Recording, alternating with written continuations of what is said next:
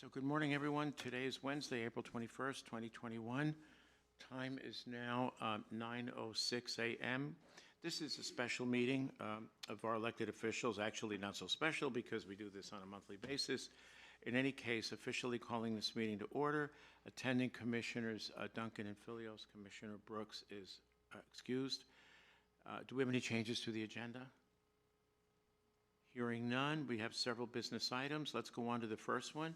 Consideration of replacement for the Idaho Association of Counties Board action. Barry, please. Kootenai County has a representative on the Idaho Association of Counties Board based on our population only. It's not, North Idaho, or the district has one as well that is selected, but Kootenai County gets their own. When that came about, I volunteered to do that. With the startup of jury trials within the last 6 weeks or so, the amount of work that has come to bear on my office has caused for me to be much more present in court to help out with the attorneys who are basically working through a year backlog of trials that have been on hold during COVID. So at this point, what I'm proposing is that I would like to finish out the legislative session for sure, because that involves quite a bit of activity, both in meetings and in consideration of issues and that kind of thing. But after that, I wanted to throw open the opportunity for anybody that might be interested in serving in that capacity to step up. It's pretty fun, generally. Sometimes it's a bit of work during the legislature, just kind of keeping track of bills and that kind of thing. But it's a good opportunity to meet other elected officials and work on statewide issues that come up both during the legislature and in between when people are working on things that are of mutual interest. So that is what's on the table. So Barry, when would you finish? Are you thinking the end? Ideally, it would be at the end of the legislature, which I've been told is going to last for another 2 to 3 weeks. Oh, okay. So maybe in a month, maybe at the next meeting. Okay, all right. We could make it official, but that's kind of what I'm thinking. Who's interested?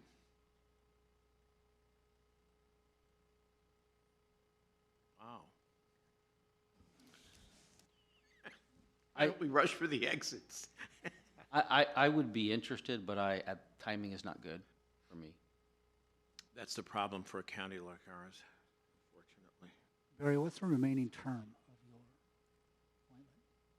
I think it's indefinite. I don't think there is a term because Kootenai County has an indefinite position. It just keeps on going. And I don't know that when I volunteered and was selected that it was for a particular time frame. I don't know if anybody else remembers, but I don't think there is. I think it's just you volunteer and you're selected and you go. No one interested? Wow. Well, I can do it. I'm the alternate right now, and maybe if Bela wants to be the alternate, and then as things progress and things smooth out in your neck of the woods, then we can talk about flip-flopping back. Because you're also chairing District 1. Yeah, that's quarterly meetings. That's not going to take any time. You okay with that? So what timing are we talking about? Probably starting in May. Yeah, about a month. But as an alternate, I did nothing unless Barry was out of town. I could serve as the alternate, Bela, if pushing it back for some period of time would work better for you. How often do you guys meet? How often are you down there, Barry? Well, normally, let's put it that Yeah, way, yeah. probably at least 2 to 3 times a year. So the IAC, annual meeting, and Right. we'll have a board meeting at least once, and then, occasionally, they might ask for you to come. We come down during the legislature. Okay. It's that kind of thing. Most of it is conducted over the phone right now by Zoom. You okay? I appreciate the consideration. I frankly strongly feel that it's too soon for me. Okay. All I'd right. say I probably would, I've got a number of issues I've got to work on in my department, and they need my attention. I would say I probably would need a year. Steve? Can you tell us, has it been worthwhile representing Kootenai County on the board? Can you give us kind of a flavor of the importance of this position and what impact you think you've had? So I think it's important because our county is, we're obviously not Ada County, we're not that big, and so, and then there's some counties that are really small in terms of population, and so the issues that come up that get decided can be, diverse, but also, like, give you an example, I'm on the committee that's talking about, dues on an annual basis for the county. And so you've got a great disparity in terms of kind of funding that's available to the different counties. And so we're working through a formula right now. And I think if you're not represented in those kinds of decisions, down the road, it can really end up impacting, your county financially. And, on the board, it's a pretty large number. So how much impact you have, decision to decision is you're only one vote on a fairly sizable board. But I've found in committees that there is a need for representation from counties of our size, and so I have found that to be valuable and effective. Do you have a budget item for the travel associated with the position, the appointment, or the representation? No, but IAC pays for travel, at least for board meetings. And so there is, the impact is not tremendous. So why don't we do this? In the interim, Leslie has stepped up, so why don't we go with the primary, and we can always deal with an alternate later? Or if there's a situation where Leslie can't make it, we can take it up at that time. Well, I can serve as the alternate. Do that? Okay, Yeah. super. All right. Since So, no, we'll make an action item next month. that works. Okay, Thank you. fair enough. All right, then. Item number 2, January 12, 2021 windstorm property damage casualty loss exemption. Bela. Commissioners, this item came up, it's merely a discussion item, something I think the board should be aware of. We all are aware of the windstorm that occurred, significant property damage.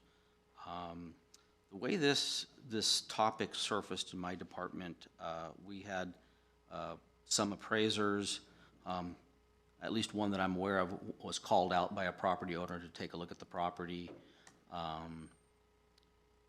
Not sure what precipitated it, but other than when the appraiser went out to the property, the owner's intention was to call him out to take a look at the property to see if there was going to be any sort of an impact on value. And the property was pretty much restored. Not quite, some more work to be done, but pretty much. And so really from the perspective of the appraiser, the property had been valued before the storm.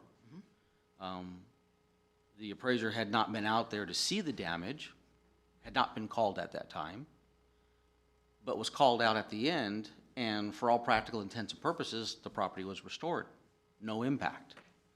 However, if you look at that statute, Idaho Code 63602X, it appears to provide relief for some relief for the property owners that are experiencing hardships due to casualty loss. The discussion that ensued in my department was, okay, so what do we do? Apparently, historically, the county assessor's office, long before my time, apparently it's a long-standing practice, to my understanding, in concert with the board, or the previous board, as it relates to fire damage, casualty loss of fire. That the appraisers will go out to the property and review it and then make adjustments in the valuation. My staff brought this to my attention because they feel that this year with the significant damage, it could be a factor. There could be more than one property. It's just simply a question and a matter to make the board aware of it. My staff is not familiar, so I am informed as to what form the statute refers to, whether that form is a different form, whether there's a specific form that exists for the board or not. It's just a factor to be aware of it, and because we don't want to see this turn into a hardship for property owners, especially if there's an opportunity for relief in the statute. Would the relief come just in those months that the property was potentially uninhabitable? 'Cause I drove around, I mean, I know there's one just north of our garden parking lot that the building was demolished.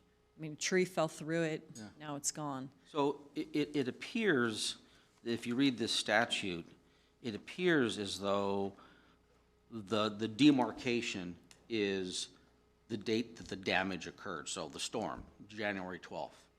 Except and this it's- is for last year, so it would be the September storm, right? Because we wouldn't count any damage that happened after January 1st.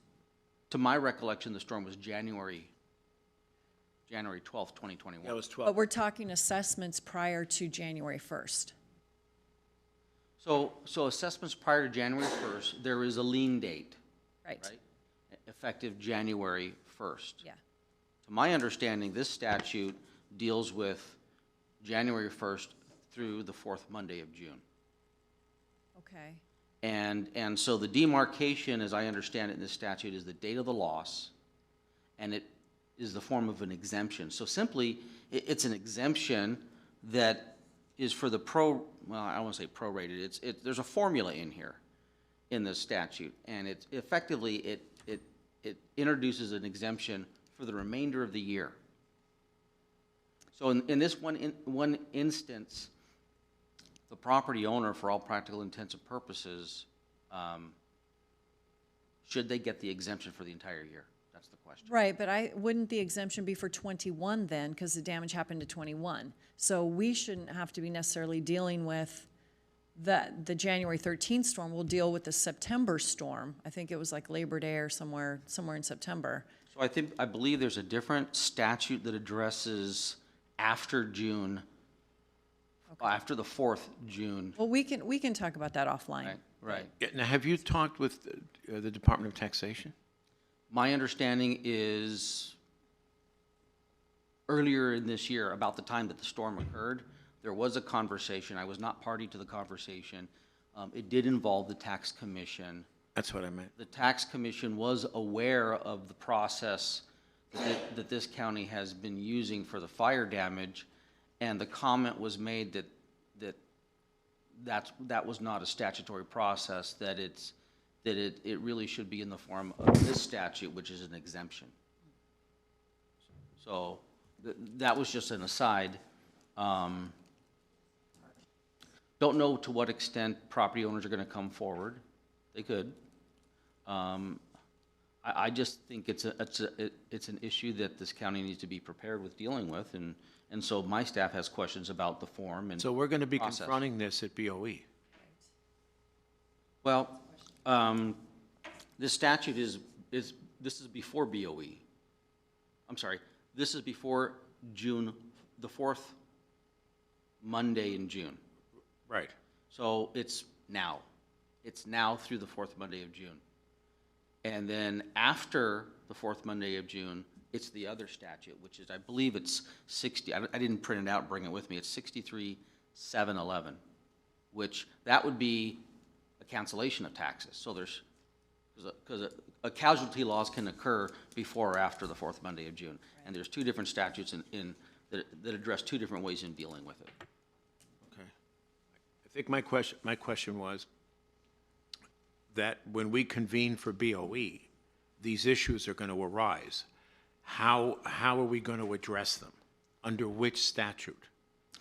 Yeah, and Or are we? And I believe the answer to the question is the issue has already arisen. It's not waiting until BOE.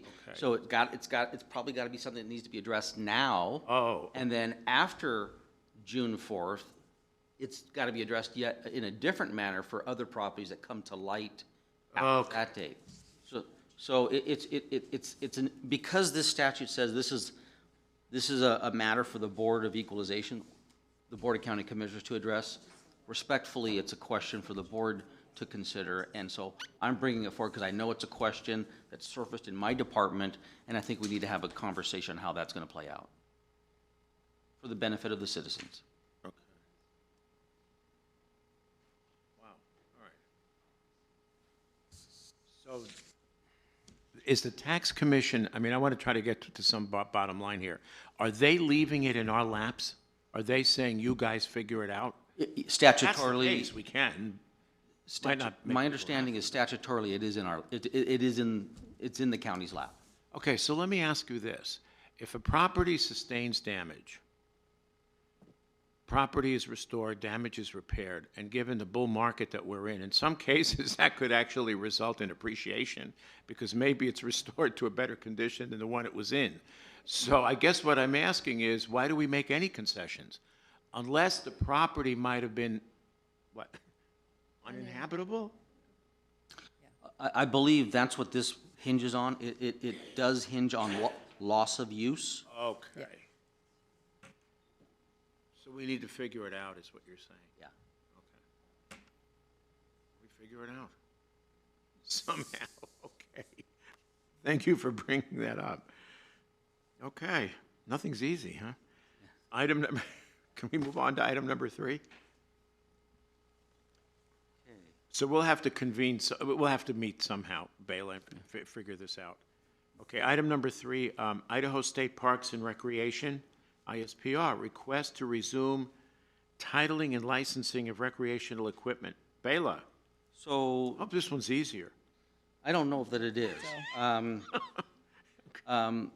And just a correction and clarification on the wording, it's not necessarily a request on my part to resume, but it's a request that I've received.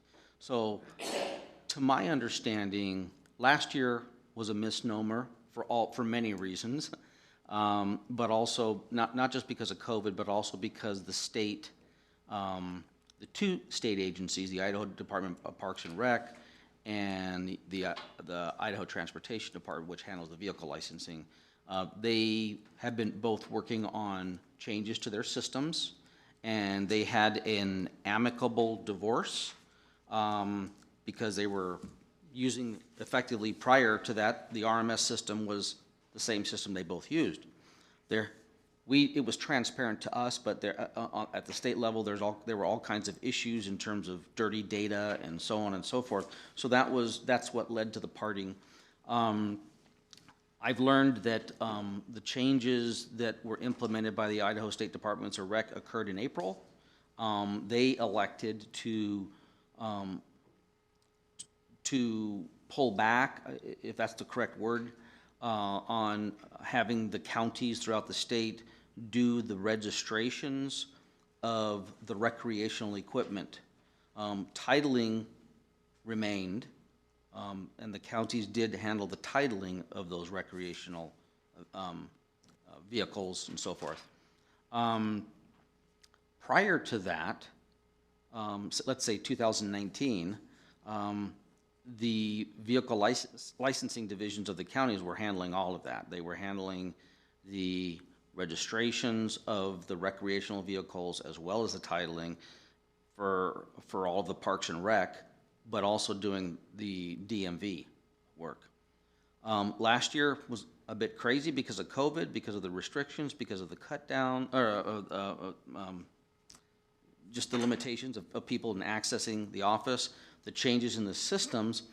I have been just recently approached by the Idaho Department of Parks and Recs asking if we could now consider resuming doing the registrations. I've been told by staff that it substantially increases the traffic that the lines were pretty much around the building for people that come in for boating season and so forth. I'm concerned in light of all the changes that we've encountered. I mean, first of all, I want to make it clear that I think we need to find a way to do it. I think it's a good customer service thing. It's a public service that we need to be performing. That's one matter. The other matter is, are we capable of doing it right now, given the system changes and staffing? Yesterday, Commissioner Brooks put a question to me about answering phone calls. Historically, the offices, both Post Falls and Coeur d'Alene, they had phones ring. They had one individual in each office that answered phone calls. You can't get to all phone calls. And then when you have events like COVID and you have people moving in here in larger numbers, and you have the confluence of all of those factors, realistically, there are going to be phone calls that can't be answered. And it's been my directive to the staff to answer all calls that you can get to. I learned about 2 months ago that they were not getting, they did not have the capability of receiving voicemails. The phones were not set up for that. When I spoke with driver's licensing, Lori McAdams, she informed me that she's getting lots of calls for vehicle licensing, and she returns the calls. And so I made a change with IT. I had the phone set up so that they would receive voicemail messages, but we have to recognize that that creates a new body of work. Now you need people to respond to voicemails. You can't let people leave messages and not respond to them. So that all translates into a staffing issue. Now, on top of that, you heap on the registrations of Idaho Parks and Recreation, which we didn't have last year, and not to mention the stickers. And I guess I'm preparing the board that I'm going to have to come back for a mid-year request for personnel. I don't think we can wait until the next budget year. Bela, can the state not pay for this since the state's doing it right now? You mean pay for the employees? Yes. Yeah. I suppose we could have that conversation. It is a question of interpreting the statute. I will say that the Idaho Parks and representative that I met with was very cordial. They're not pushing. They're asking. They're not demanding that we do it. Okay. They're willing to work with us. And if it's not, they said if it's not this year, if it's next year or January or what have you, great. But the other aspect is to look at it from the perspective of the citizen and the residents, the people who come here and we are the recreation mecca of Idaho. And we have by far and away the largest volume of recreation. Idaho Parks and Rec calls them designations. We're 2 times larger than the next largest county. Bonner County is about 10,000 designations. We're about 32. So I find it difficult to be in a position to say no to providing what used to be a government service that was provided. We need the resources to do it. So then back to Leslie's question. If the state's being very cordial, collegial about it, ask them. Say, look, we'd like to offer the best, the most comprehensive customer service we can. Are you willing to pay? Are you willing to fund these employees? We'll take on the workload if you provide the resources. Yeah, I will ask that question, definitely. I don't know that the plan necessarily should be contingent upon that. Because in the end, we still have citizens that have an expectation. Well, that's true. No, I agree that I think we should provide it like we provided it in the past. But right now, I would say let's plan for next year, whether it is January or next. But to add that right now, I think would be crazy unless they did provide you 2 or 3 bodies additional. And I guess I would ask the board to consider, because I am planning on coming back to the board, and I will be asking for a midterm, because we need it. We absolutely need it. But I think the question we're going to pose is, have you taken it up with the state? I will be sure to do that. But I want to solve the problem. I hear you. Sure. How, never mind what, okay.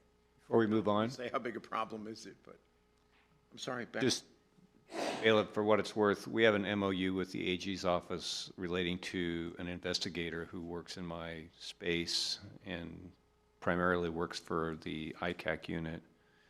And so it's not unheard of for that kind of an arrangement to be reached, and we can certainly provide you the form if it gets to that point. And I'm in process of working on an MOU with the ITD for that very reason, to handle and help with the registrations. In fact, I did ask the representative when he met with me of Parks and Rec. I believe, if I recall correctly, the answer was in the negative. Doesn't mean I'm not going to ask again. Absolutely. So I will do that. I just think it's an important public service statement that this county can and should make. Fair enough. I don't disagree. Okay. Thank you. Anyone else on this? No? Well, you know, Yeah, Sheriff. Microphone. it just seems foreign to me that county employees do a state function. That's just seems foreign to me. It's time, if it's a state function, then state employees. If it's a county function, county employees. Just seems just seems foreign to me. That's all. I would say I have to agree, and I can only refer to the statute as it reads, Title 67, Chapter 70, 67-7029, Agents of the Department.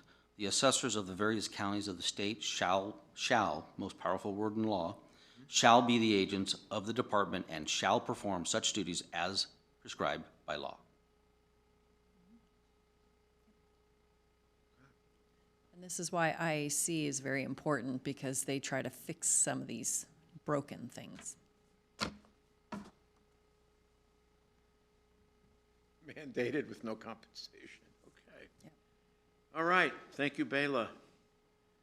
Item 4, Kootenai County Policy 930 discussion. Leslie. Yes, so I think we have a good working draft. What I want to say is this is not a new policy. This is always what our policy should have been according to statute. So the last policy was in conflict of statute. And I think that this new policy is actually going to give a little bit more flexibility with that $10,000 increase. So there's a couple things I want to point out. Under item 3, policy, the use of excess appropriated funds across A, B, or C budget categories is prohibited without the express written approval of the Board of County Commissioners. Without Dave or Darren here, I'm taking that to mean if there's excess funds in any of those categories, you have to have board approval to use those. So I think that's, I mean, it is in statute, but I want to just point that out. And then Section B is where the most change has occurred. So it gives that language, elected officials and department heads may spend up to $10,000 per transaction within a B budget line item without advance approval from the board. Expenditures in excess of $10,000 per transaction shall require express board approval unless authorized through a BOCC signed contractual agreement. I'm going to just stop there real quick because HR, for instance, has the different things, health insurance and things like that, that all those payments are over $10,000. So we've signed a contract, so those things don't need to come before us. But if somebody's asked for 3 cars, you know, then that is something that would be an over $10,000 non-contractual, previous contractual item that they would bring before the board. So well, let me finish now. So I just want to make that distinction. For instance, if somebody's building, you know, like the marine building or something, somebody wouldn't come before us for every $10,000 invoice. We know that they're building a building. So, unapproved expenditures outside of a B budget line item are prohibited without the express approval of the board. In an event of emergency, elected officials and department heads may contact their assigned board liaison for emergency spending approval. So back to that unapproved expenditures outside of a B budget line item. So in statute, it talks about the lowest delineation, and that's line items. In previous, I think the practice has been, if I have budgeted for paper plates and another line item, I have budgeted for cups, but I need more cups than paper plates this time, then I'm just gonna take money from the paper plate and put it into the cups. Okay, so that is still fine under this new policy. But what is not fine is saying, I don't really need that many plates or cups, I'm gonna buy spoons. That is what has to come before the board. Does that make sense? It doesn't make sense, no. I think, It doesn't make sense at I all. think what you're trying to say is what we're disallowing, or without board approval, is the change in category. Something like that. Go ahead, Bayla. Yeah, I would agree with that comment because I would think that spoons, plates, they're all in the same category. Okay, so, So if you're talking about, I'm not gonna buy plates, but I'm gonna buy printer, different. yeah, and that's what I mean. Okay, so bad example. Okay, so you have printing costs, you have advertising costs. Okay, so you've been approved for both printing and advertising. Turns out you're gonna need more advertising and less printing. Okay, so you're still going to come within your B budget item.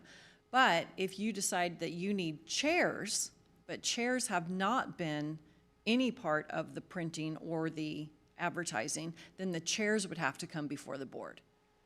And So, because I'm a newly elected freshman here, I get to ask many questions. This policy, is this drafted from another county here in Idaho? nope, it's strictly based off state law. Okay, so other counties have similar policy? Because I've talked to several department heads of counties larger than ours and smaller than ours, and they have no such policy. So I haven't seen one. Is there one that we've drafted this policy?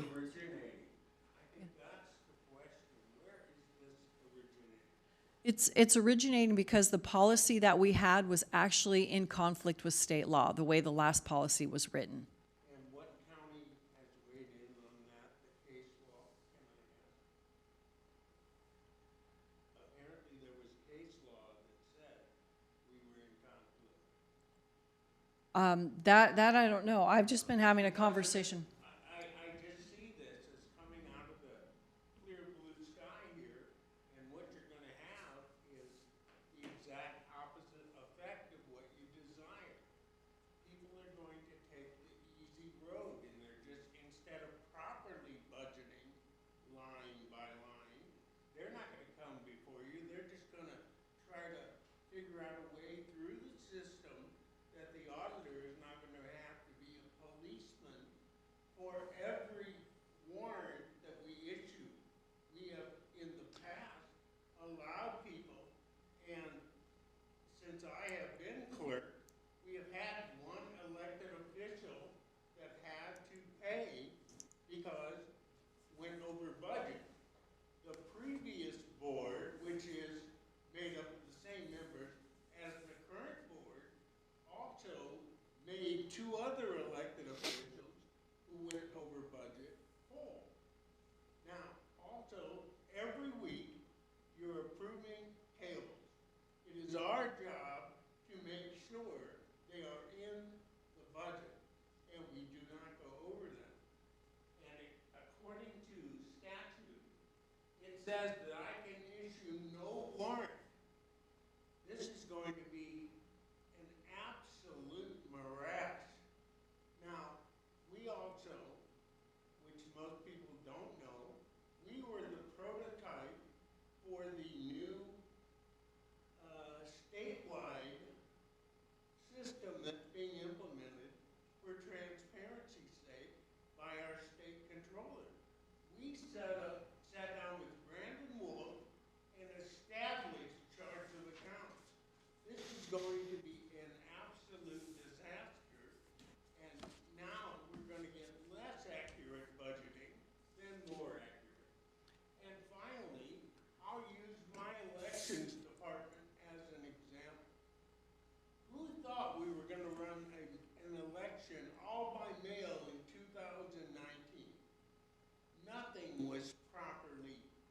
budgeted because nobody could foresee that. I understand the emergency discussion, but I'll use the example.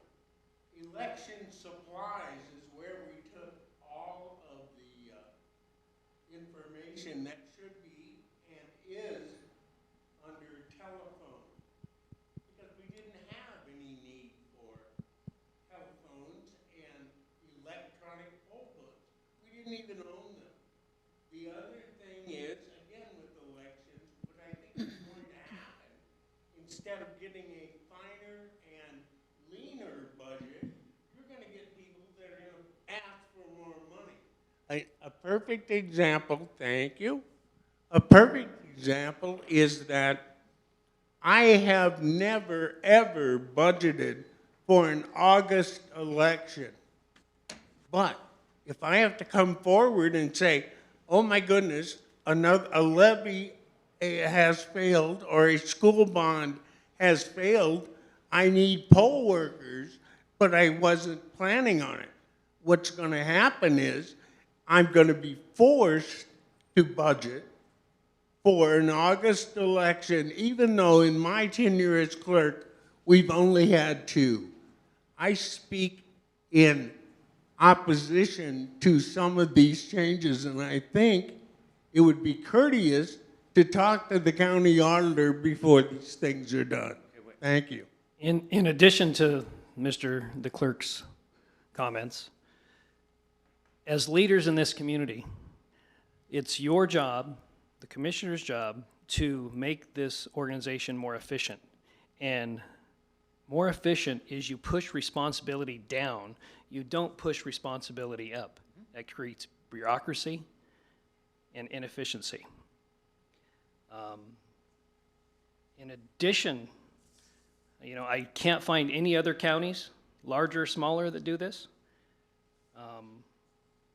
I believe if you're going to do this, then you should add a statement in subsection 3 that commissioners shall fund B budget line items as directed by each elected official then. Because what Mr. Brandon says, it's very difficult to predict the future. In budgeting of personnel, I don't know what we're going to do with public safety and control room operators. 5 of them withdrew yesterday for this pay. Our overtime budget's going to be, I'm going to come to you and say, hey, we're going to be spending a lot more money on overtime. Okay, so that's a separate issue from this policy.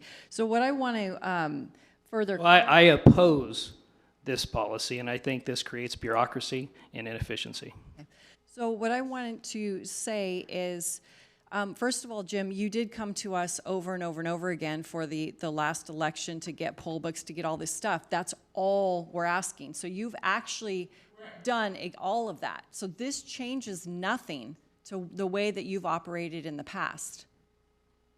I can say that. Commissioner Duncan, I can say that's how I operate. I can't, as auditor, go in and say, well, how does Sheriff Norris or how does Prosecutor McHugh operate? I don't know. All I know is I got to issue a warrant before Steve can pay it. And according to this policy, according to statute, it says that the county officers shall issue no warrant and the county commissioners shall approve no claim. I mean, it's just going to create a lot of additional work, and it, in my opinion, is going to have the opposite effect on our budget that we have worked very hard to get it more accurate for everyone. So Jim, if somebody budgets for 1,000 chairs, and instead of 1,000 chairs, they go out and buy a car, is that okay with you? No. That's what this certainly. policy is addressing. Priorities change over time. There's unpredicted events that occur. Right, So but you- priorities do change. Right, but then come to us and say, we don't need 1,000 chairs, we need And a car. approve the B line item budgets as requested by the electeds then. Can I weigh in here? I want to ask a question. Yeah, go right ahead, Steve. On the budget resolution adopted each and every year in August, What does that not provide? Is that not spending authorization for elected officials or not? According to statute, it is not. If I could interject, in That's my, incorrect. And according to legal, budgetary responsibility does not equate with spending authority. in my experience, I would concur with what Commissioner Filios has said, that there's typically two separate authorities. There's the authority to actually spend, but then there's the authority to create the obligation, which is a procurement function typically. And speaking to the issues that Sheriff Norris mentioned about not creating bureaucracy, I totally agree. I think there are things that this county can do that other counties have done to delegate authority. And when the time comes to issue a procurement, because all that power is vested in the Board of County Commissioners, there is statute that says the board can delegate that authority, which is To one person, though, not to multiple people. that's not my reading. I understand that, but that is the reading that I was given. Yeah. Well, I guess my question would be then, what makes Idaho so unique, or Kootenai County so unique? It's a best practice to delegate. The statute reads, Go ahead. the purchasing power of the county and the authority to contract for purchases may be delegated to another elected official or an employee of the county by the Board of County Commissioners. Right, and so that is narrowly being interpreted as one person, not elected officials or department heads. So we can have that discussion too offline. So the only changes really going forward that we're talking about is we're allowing the $10,000 limit instead of the $5,000 limit, okay? So that is doing away with bureaucracy right there, all right? So the other thing that I'm hearing that is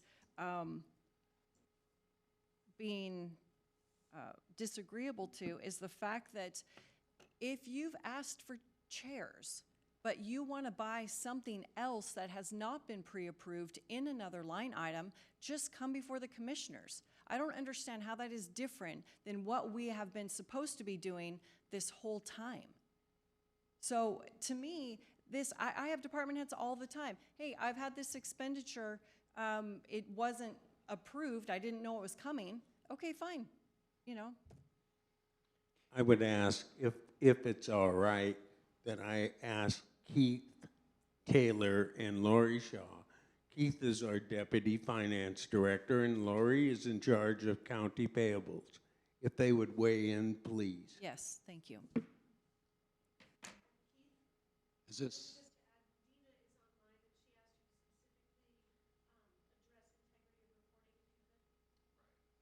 Right, so if this policy, especially with the B, goes into effect, the board's going to turn into effectively the expense police, the way it's currently written.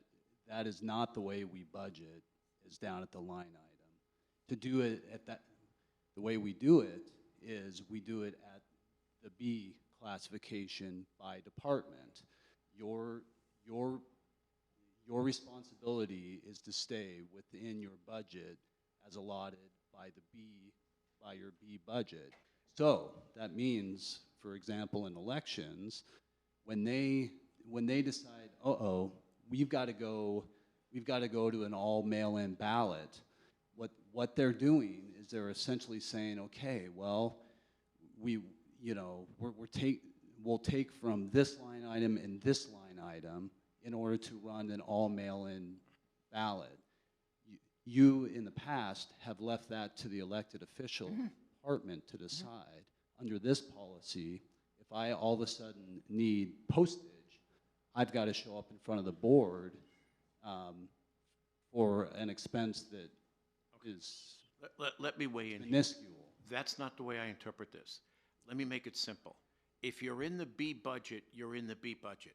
You cannot exit the B budget and reallocate the money to go purchase a capital item. That is pretty much always, That your policy already states that. we would never allow someone to Okay. go buy your 10,000 chairs in place of a vehicle. We would immediately There you flag go. that expense and bring Right. it to your So attention. what Leslie is saying here is, and Sheriff, bear this in mind if you will, because it's not a concentration of power. If anything, we're increasing the delegation because what's being proposed is instead of a $5,000 limit, you got a $10,000 limit. The rest of the policy is really just being reiterated here. No, You don't.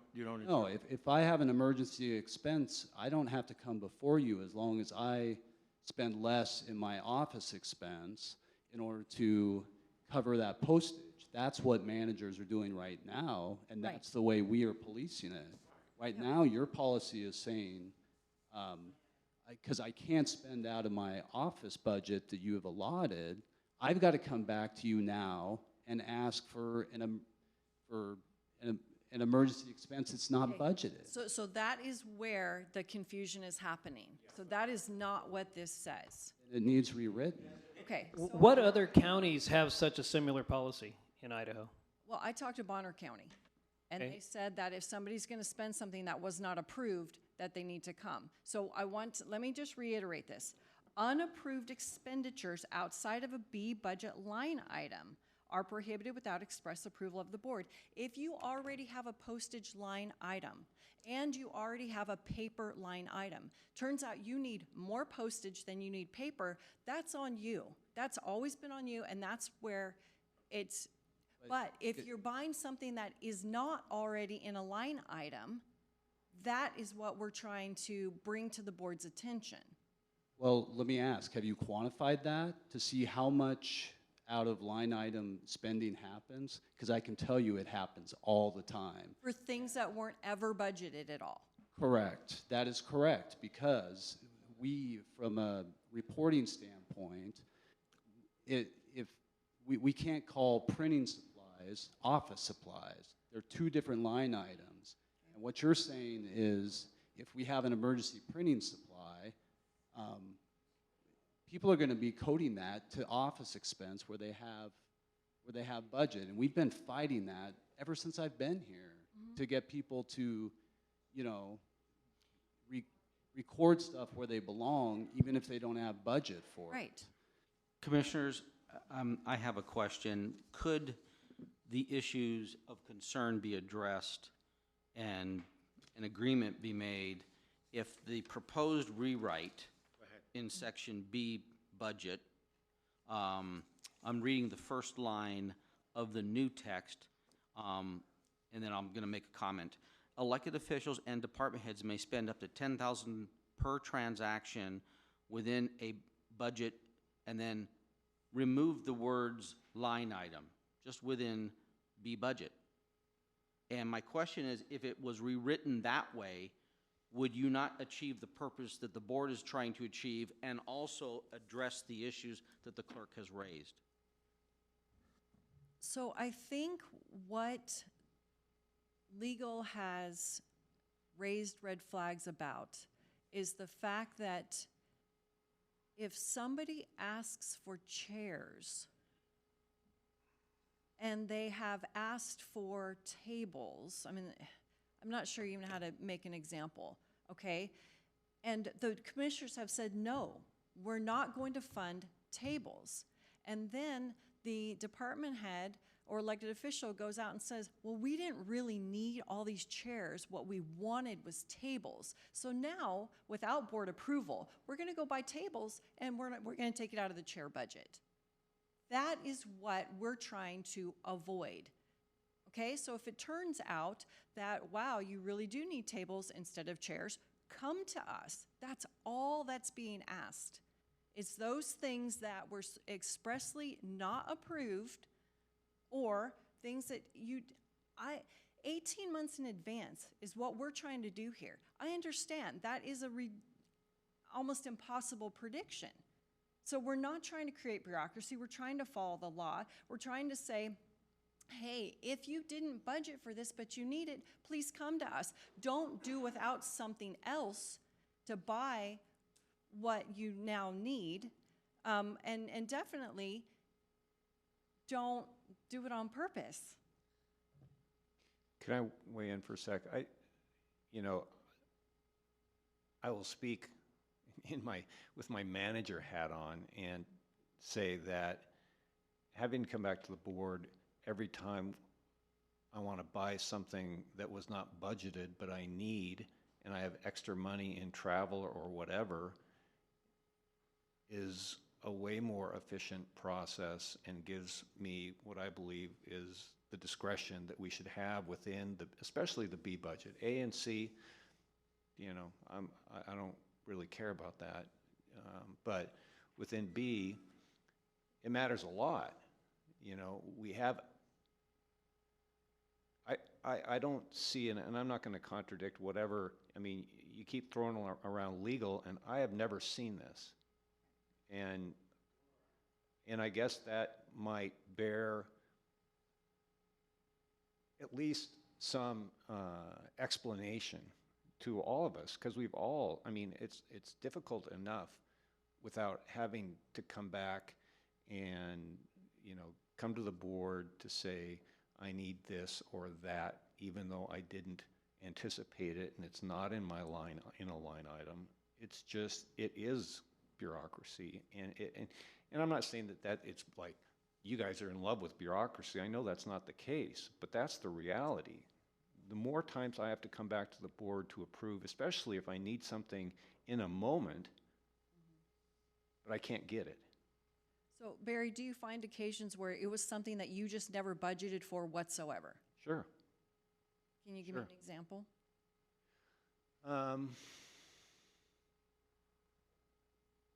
Ammunition. Maybe I didn't budget. Maybe I can get it for you know, a great deal, so I'm going to buy it in bulk. And maybe I didn't budget it at all, but I've got some extra money that I didn't spend, and so I can, you know, I can do that because it's an effective way to get that done. Or, you know, I have a bunch of exhibits that I need to get printed up, and I need to take them out because, you know, now I can't go to reprographics anymore. So that's a cost that last year I might have been able to avoid. This year I can't. And so I've got a trial on Tuesday, and I need, you know, 15 exhibits printed up on, you know, whatever. So I think there are many examples of those kinds of things that come up that it would be nice if we had the trust of the board to be able to do this. And I'm, you know, I know what you're saying is it's not trust, it's legal. Mm-hmm. And yet, you know, I look at the statute and it's not clear on its face to me that the statutes talk about anything but A, B, and C. Okay, so I can get you that legal opinion. Could I get a copy as well? Yes. I'd like to offer one example along the lines of what Barry's talking about. We had that recent event in the vehicle licensing here in Coeur d'Alene, disruption by a customer, raised security issues. We're looking into putting up some more secure barriers around so that people can't just walk around. They're dealing with cash. That was something that wasn't anticipated, wasn't budget. We have a need. It seems to make sense to do that. And so that might be an example along the lines of what Barry's talking about. Well, and I'm wondering if the solution, I guess we could call it that you offered earlier, by removing that verbiage doesn't solve the problem. Because essentially, they're still staying within that category. Everybody I can know just where read the you're- legal opinion and go from there. I have been working on this for 2 months and having these same exact arguments. And so, Where was this born?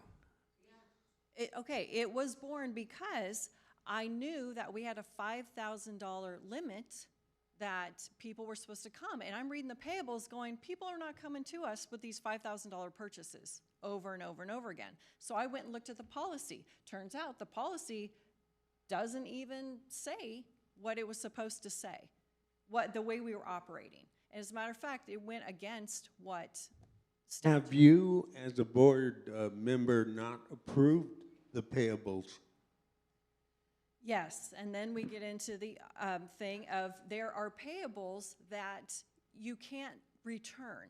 So for instance, if it is service that was provided and we go and say, well, that service was never authorized, then we can't get that service returned. We can return equipment, and we've done that, saying, hey, no, you bought this equipment without, it being approved, and it was returned. So maybe the best thing to do, go ahead, Laura, you've been wanting to speak, I'm sorry. We get issued a budget, and we have bigger concerns with this county than spending from one line item to another line item on a budget that's already been approved. And honestly, spending this much time on this subject is kind of embarrassing. With the problems facing this county, it's kind of embarrassing.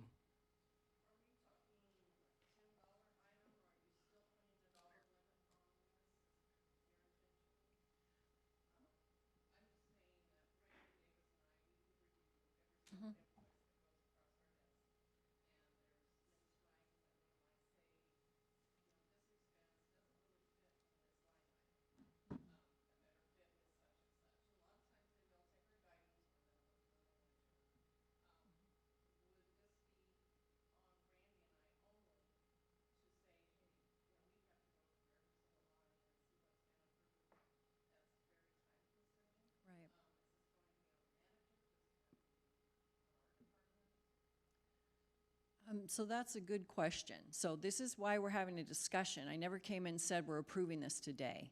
This is why we're having a discussion to find out exactly what's going on down the line. Now, I mean, each of us has our job. I mean, if that's what the auditor's job is supposed to be, is to make sure that this expense, this invoice before you is actually budgeted, then yeah. So that's something I need to know how. Right. Mm-hmm. Mm-hmm. Mm-hmm.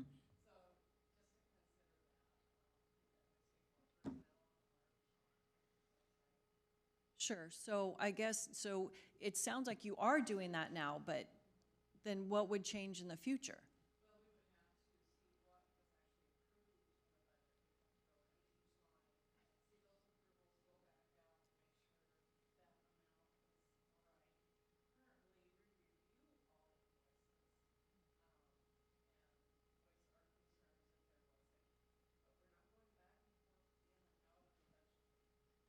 Okay, so I guess then I'm still not understanding, how are you saying that it is an approved expense then?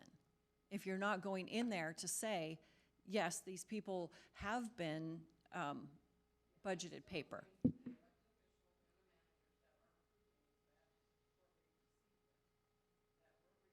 Yes.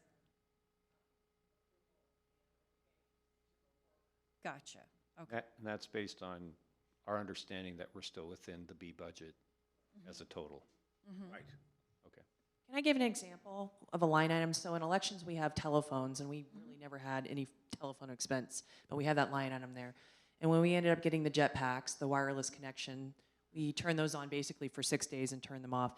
So currently, we didn't budget that for fiscal year 20, but overall, in our election B budget, we have still plenty of money there. So if we have that line item, say telephone, say it was $250, the moment that we go over $250, correct? We would need to have approval from our liaison or the board? Not necessarily. If you're still staying within budget item, and the reason why you're going over that line item is still because of that expense, then no. But if you're going over your telephone line item because you're buying tennis shoes, that's the issue. Well, Leslie, we don't do that. We do watch the categories.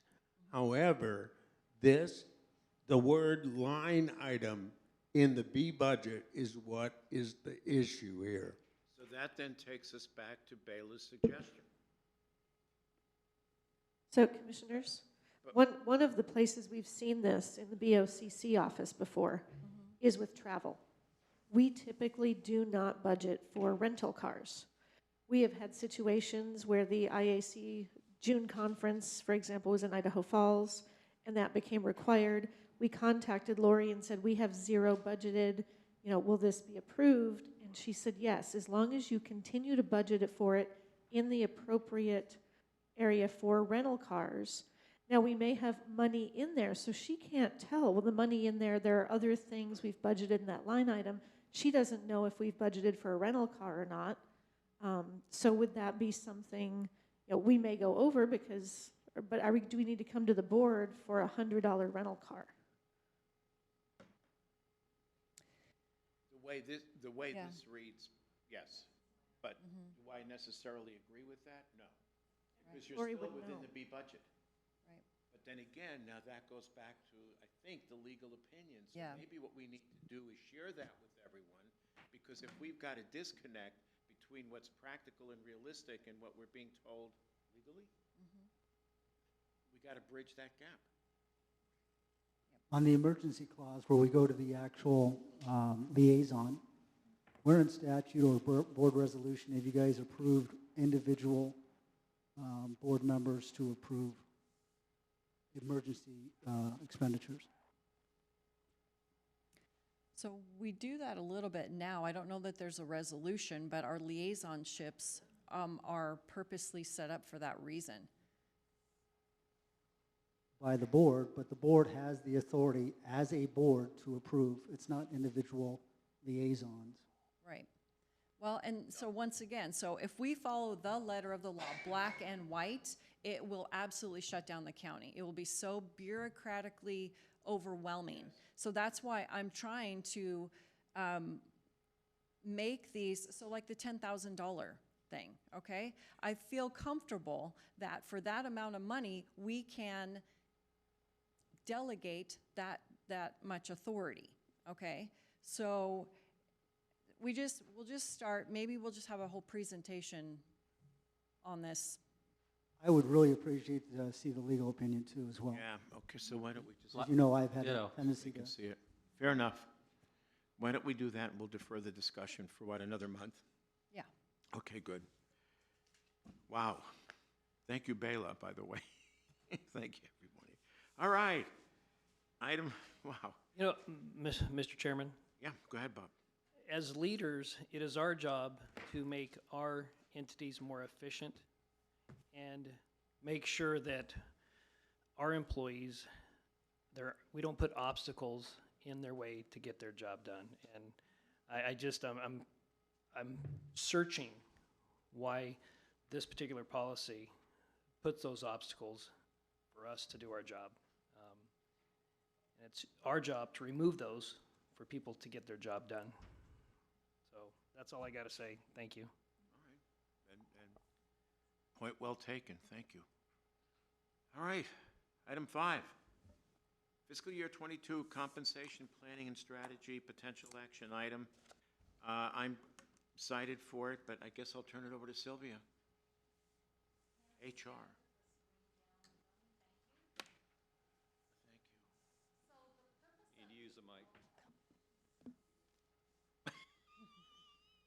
Right. No, No, it was it work? Yeah, you're good. All right, because I'm a hand talker, so sorry about that.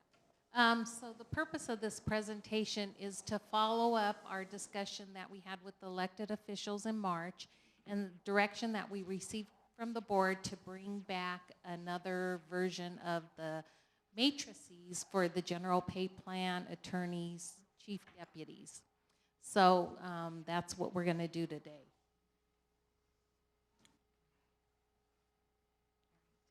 Our intent, as mentioned before, was to develop matrices for general pay plan, attorneys, chief deputies, and maintain the sworn officer matrix, as discussed.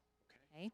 Just a quick review, the matrices that were proposed last month were a 14-step system with getting to market at 6 years, which follows our policy and what we've done in the past couple years. So the first 6 years, it's about a 4% increase per year for the employee, and then a 2.1% spread for the years 7 through 14. Now we'll get into some costs. So what you have before you and handed out in hard copy are 2 other scenarios besides the time and position we had presented last month. What we're presenting to you is placing the employee on on the matrix based on their grade and giving them a one-step increase to advance them. So so the closest step, which is going to be the second scenario I present, really doesn't progress people through the pay plans, but I know we have to have a starting point, of course. So placing the employee on a matrix with a one-step increase has a total cost of $2.476 million, or 2.5% of the total fiscal year 21 budget. Then we are providing you with COLA because the board agreed that we need to consider COLA in these discussions. Our COLA is the CPIW of 2.1%. So that scenario with the COLA takes the cost to $3.6 million, or 3.64% of your current budget. Nancy then did an analysis for us of placement on the matrix at the individual's current salary and placing them on a step. So to do that, it'll cost us about $1.7 million, or 1.78% of your budget. And then with the COLA, it was $2.46 million, or 2.48% of your budget. Okay, that's a quick review. We maintained our analysis of the elected official salaries, and in that, one of the scenarios was to put the elected officials at the market level from the 2019 study. Then we added the COLA amount. So just market salaries is $196,000.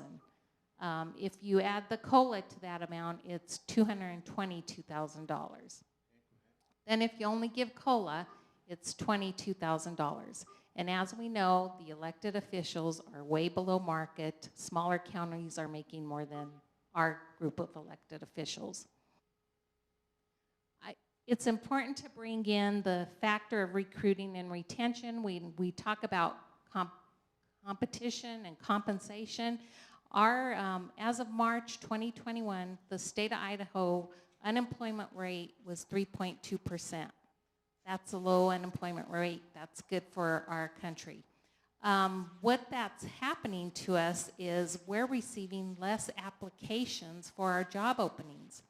So we currently have 63 positions open, and we've posted 27 jobs. When I say that, we may have posted for a control room officer, while we may be trying to recruit 4 or 5 of them, okay? So the decrease in our applications for this first quarter in comparison to last year is about a 38% decline. But year over year, we're starting to see a 12% decline in applicants. And that's partly attributed to the unemployment rate. But other factors that are affecting us and other employers in our area as well is it's very competitive. Everyone's offering competitive salaries and benefits. I've seen articles where they're giving sign-on bonuses and retention bonuses. And an example I saw the other day was Thomas Hammer Coffee Shop is to get employees to come work for their facility are giving a $250 sign-on bonus to start. After 30 days, you get another $250. And then if you stay through September, like the summer season, they give you $500. So up to $1,000 to get them on and to get them to stay. We're also competing against Washington's minimum wage rate of $13.69 an hour. Our grade 2 position minimum is like $12.72 an hour. And then, of course, the cost of living, which we've all been talking about in the housing market, are impacting our ability to recruit talented applicants. Okay. Sylvia? Yes. Can we go back to the numbers? Because I was having a hard time reading anything up on the screen, and so those of us back here were referring to the sheet that was handed out. So a couple questions. On the closest step column, are those numbers based on bringing everybody up to their correct step, or exactly what do those numbers mean? So the closest step, all we looked at in that scenario is if an employee, will say, makes $50,000 and they're a grade 10, we look at the grade 10 step system and saying, okay, where do they belong? Where's that 50,000 mark? Is it at a step 2 or a step 3? So that's all we're doing, is placing them as close to their current salary on a step. Did that answer it? So you round up? We're going to round up. So if it's $50,600, instead of a step 2, you're going to be a step 3. We are not rounding down. Okay. And then the next one is with a 2.1% increase for COLA, correct? Correct. All right. And so the one after that would be closest step for those people that went up, but is it for everybody? Is it everybody gets +1, or is it just the people who aren't on their correct step based on years of service? Everybody gets a 1-step increase. We didn't factor in time and position in this matter. So we put you on that closest step and advanced you 1 step. That's our whole rationale behind that, is we need to progress people through our pay scale, because we have a lot of people who have been here 14 years and they're barely getting to market, which in this system would be a step 6 for the new matrices that we developed. We're not looking at people's time and position in that scenario. Our time and position scenario that we presented last month did actually look at how many years you've been in that position. And the key factor is position, not how many years you've been with the county. And then that cost was $2.9 million to $3.5 million for time and position. And that's the best way to do it in terms of trying to address the compression issues and looking at it from where people should be. But we were asked to bring back some other scenarios, so that's what we're bringing forward for the board and the electeds to look at and saying, okay, where can we go from here, and really adopt the matrices for the other plans besides sworn officers. All right. Thank you. All right, let's see. Last time I had presented to you the turnover rate. I think it's important to bring that back. Your turnover rate is about 9% of your budget. These are hard and soft costs, as mentioned before, but with our turnover rate, losing 131 employees in 2020 equates to, on probably the lower end, $9.1 million. And we're losing a lot of institutional knowledge. We looked at our employees and seeing what kind of exit are we going to have due to people reaching retirement age. And in the next couple years, we could have up to 84 that would be seeking retirement. So we need to start building that institutional knowledge and succession plan so that when these people leave, the ones who are remaining aren't burning out because they're doing double duty. And so this gets to the end of the presentation, and we're going to be seeking just some guidance from the board.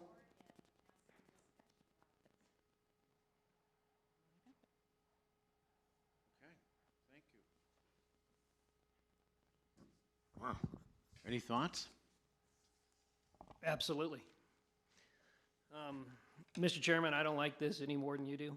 I went on the record regarding this policy, and I'm going to go on the record here. You know, we've got to bite the bullet here.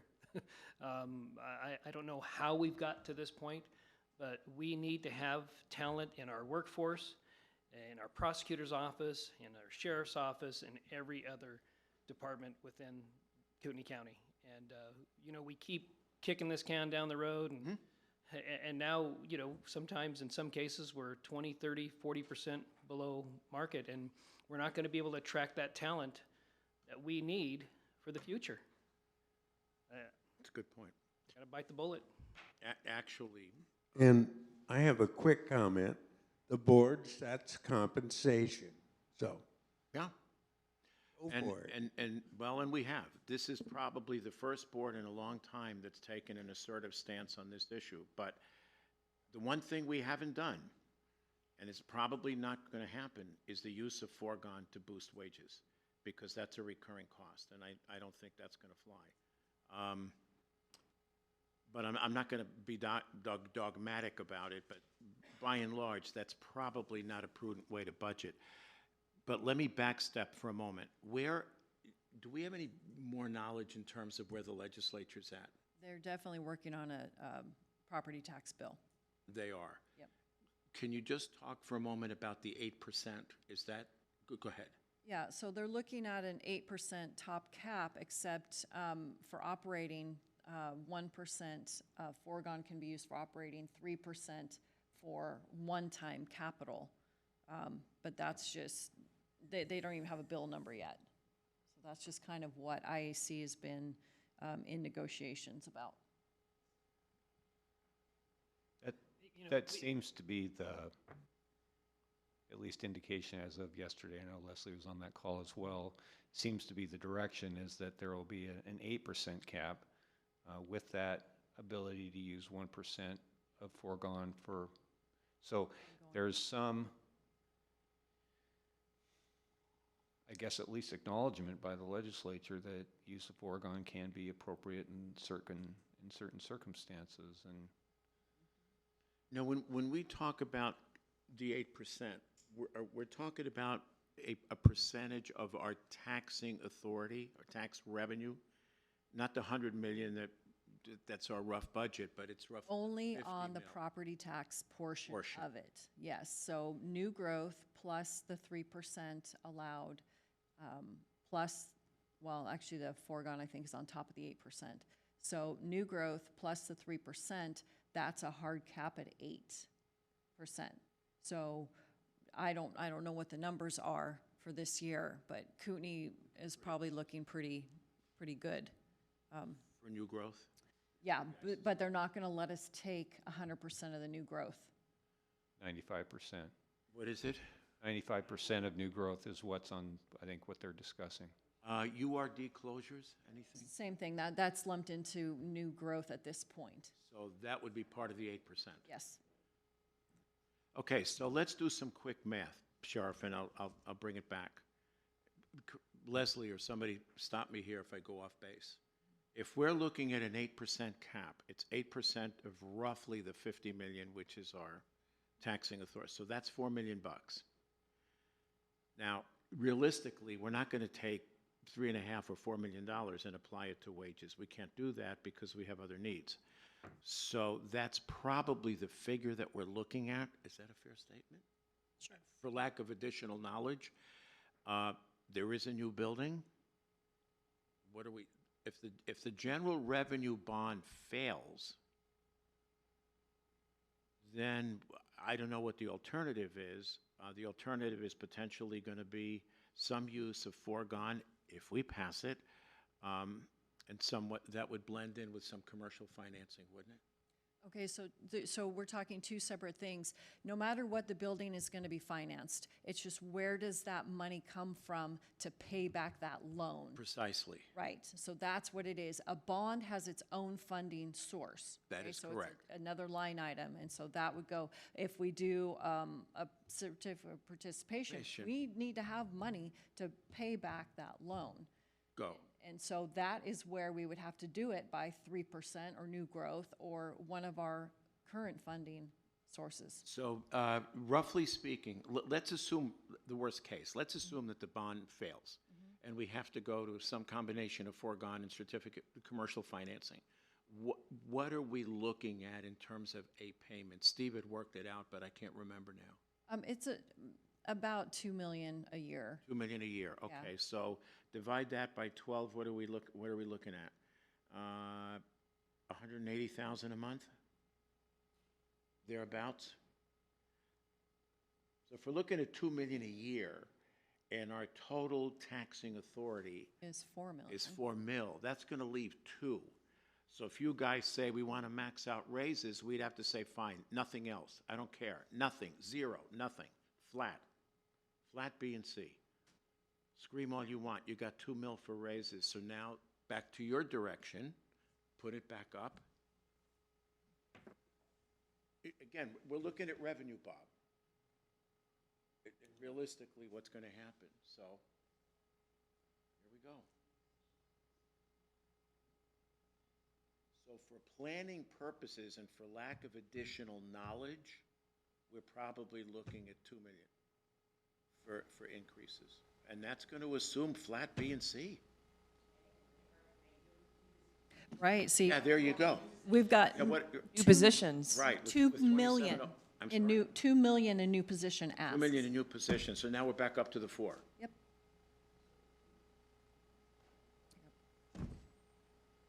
I'm sorry, I wish I could give you an answer, but unless we go through some thought process here, we don't know what we're dealing with. You know, for lack of additional knowledge, Sylvia, I mean, the second column, we're going to have to eliminate. That's just not doable, okay? Yeah, that's not going to happen. It's just not doable. Not with what we know today, okay?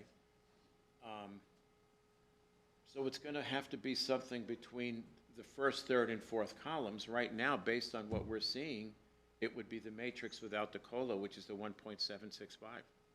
So just so we're clear, again, back here, are first, third, and fourth column the same as the first, third, and fourth columns that we're looking at? You mean in the print? The paper is arranged.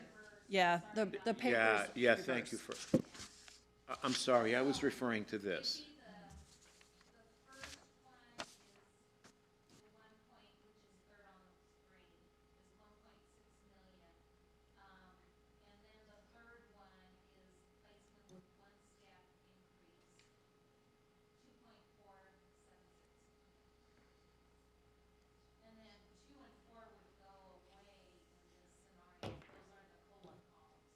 Two and four on our sheet or on the screen?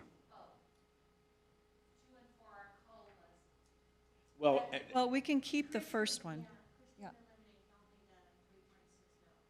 Yeah, yeah, thank you. yep, Yeah, eliminate the 3.6, that's Yeah. right off the bat. So this is what we're looking at, and you know, Sylvia, we can always back it off, but if you're looking for direction today, so, Leslie, what do you think? well, If, there's just no good answer. no, there isn't. I mean, closest step with COLA seems to hit both, but closest step plus one moves people through, but it doesn't change the ranges. So, What do you, of those two, what do you think? I'm sorry. No, I was just, I got my back. is this working? Give me. I was just going to say, without adding a COLA on top of it, we're not moving the ranges, which means we don't increase the lowest end of the market, so we're not going to be getting applicants again. For the AMP administrative person, we got 3 applications. That's AMP. We're not talking, They usually get probably 40, 50 applications for those type of positions. Administrative, we're down to 3. And he's going to have to offer a lot more than what we're showing the range at. Yeah. So he'll have to ask for an exception to policy. So Nancy, what are you thinking? I'm saying if we don't adjust with the COLA, if we don't adjust the salary ranges, that we're going to be struggling to fill positions throughout the county, not just the ones that we've struggled with historically. So you're thinking column 4 on the screen? Yes, sir. It'd be number 2, it'd be column 2 on your paper. Jen, it's the 2.463. If we could do a placeholder in the budget, that would be great, and if that's the direction we'll get, we'll continue to fine tune our reports, because we're working, all this scenario was based on our employee levels as of February, was the report that we're working on, so we need to continue to crunch the numbers, but if we could have a placeholder of 2.5 million, that would be wonderful. And moving the scales is probably the right thing with that COLA. I mean, for lack of additional knowledge at this point, Fine with that. okay, 2.5 placeholder. I know the board is talking about another subject as it pertains to how the residents of Kootenai County conduct business and how Kootenai County conducts business and their elected official. This is going to be the number one issue facing Kootenai County as an employer. If, to me, you get rid of that other commission and let's have some real business leaders in this community make some recommendations to you on what you should be doing, would be a better use of time than what we're seeing with this other commission. This is going to be a big problem, and you're going to have big decisions to make. It's already a big We are. problem. And I think, quite frankly, I think we have the resident expertise within HR to be able to do that. I really do. And putting our own heads together, I think we can do it, Bob. Another subject is going to be health insurance and health benefits. What are you guys looking for to maybe offset this and compensate? I think sometimes people don't see the PERSI and the insurance, the iceberg under the water, what this county offers employees too. But you guys have paid a lot of the contributions to health insurance too. So what approach will be that this year, I guess? And right now, the number we have is about an 8% increase, but it's very early. We will not know really some good numbers till June or July. What was our increase in the current year? Was it like 5? Was it 4? 4, I thought it was 4. 4%, low? if I Okay. recall. Yeah, it's low. Yeah, and the board did take all the hit on that. So for planning purposes, preliminarily 8? Yes, correct. Okay. Dorothy, did you want to say? It's important to note that when we look at that, employees are looking at their paycheck of what they take home. And when we recruit, we've strategized, and even with Bela had discussions of putting what their benefit value is, but we don't want them to misinterpret that. Okay, your actual pay is $35,000 a year, but with your benefits it's $56,000, and they're going to think they get a check 12 months broken out of the $56,000. So we have to be very careful in how we promote that. We need to, because our benefits are great, but we also know the pool that we're recruiting from are a younger workforce, and they're just trying to make ends meet and aren't quite looking at that retirement like some of us are. So we just have to have a good balancing act. And let's bear in mind that the turnover, the people we lose, we tend to lose to other governmental jurisdictions that have equal and in some cases even better benefits. Yeah. And they're usually going for about a minimum of a 10% increase is what industry is showing at this point. And Sylvia, that message, I think you can deliver that message and not have it misunderstood. I think it needs to go in there. I know other entities are doing it, and they're doing it with success. Right, and we've been strategizing because we know that's an important thing for you. We would have legal look at the terminology. We would probably do an additional breakdown from the way Spokane Valley does it, so they know this is the health insurance, this is this item sort of thing. And I might have been 2 years by now, but Nancy Pluff had did a analysis, and it was between $6 and $9 an hour in benefit value.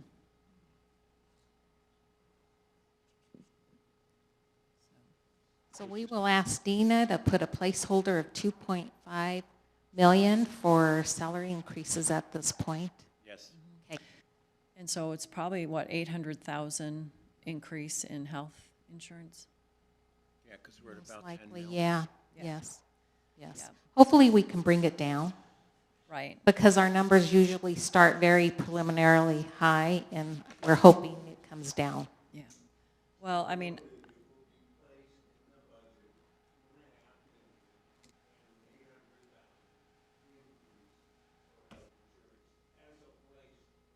Yes, sir. Yes, thank you. And I did submit the budget for the health insurance with that 8% increase in there in Fund 14 already. Okay. Thank you, Sylvia. Dorothy, good job, as always. I'm sorry, Sees the numbers, Oh. cruncher, and Thank you, Nancy. I'll call her and say, what about this? All right, then. Well, we do have somebody on the line for public comment. Yeah, does anyone want to speak? Public comment? Hi, we're ready for public comment. Hello? Anybody on the telephone?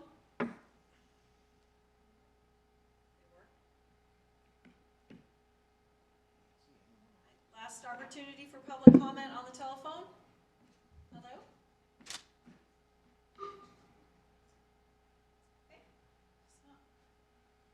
Okay? Okay, then. So the time is now 10:35 and the meeting is adjourned. Thank you, everyone.